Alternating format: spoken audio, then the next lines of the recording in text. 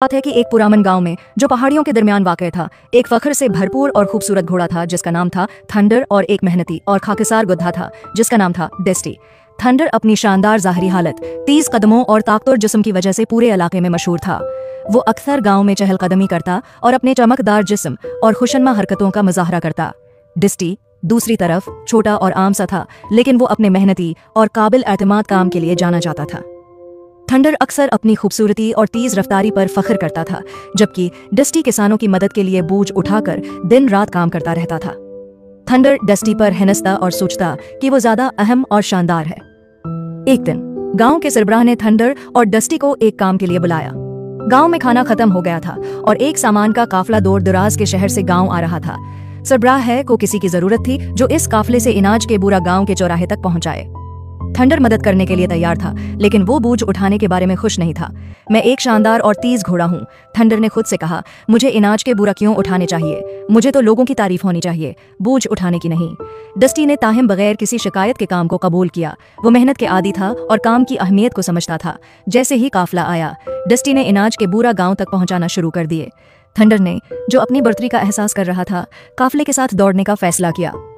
Thunder तेज दौड़ने लगा और अपनी तेज रफ्तारी का मुजाहरा किया, लेकिन जल्द ही इनाज के बूरा का वजन बढ़ने लगा और डस्टी थकावट की वजह से बोझ उठाने में मुश्किल महसूस करने लगा।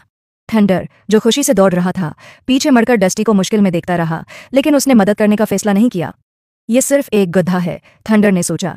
ये उसी काम के लिए बनाया है, मैं क्यों मदद करूं? लेकिन जैसे जैसे दिन गुजरा, थंडर थक गया। इसकी तेज रफ्तारी, जो कभी उसकी सबसे बड़ी ताकत थी, अब काफी नहीं रही। वो सुस्त पड़ने लगा और उसके पट्टे दिखने लगे, जबकि डस्टी थका होने के बावजूद अपने साबित कदम तरीके से चलता रहा। आखिरकार डस्टी गांव के चौराहे तक पहले पहुंचा और सब्र और मेहनत से अपना काम मुकम्मल कर लिया। थंडर थका हारा और अपनी खुद नमाई की वजह से कमजोर हो गया और देर से गांव पहुंचा।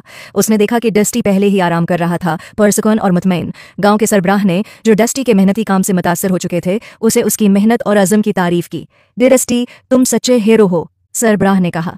तुम्हारी तेज रफ्तारी थंडर की तरह नहीं हो सकती, लेकिन तुम्हारे अंदर जो दिल और सब्र है, वो तुम्हें वाकई अजीम बनाता है।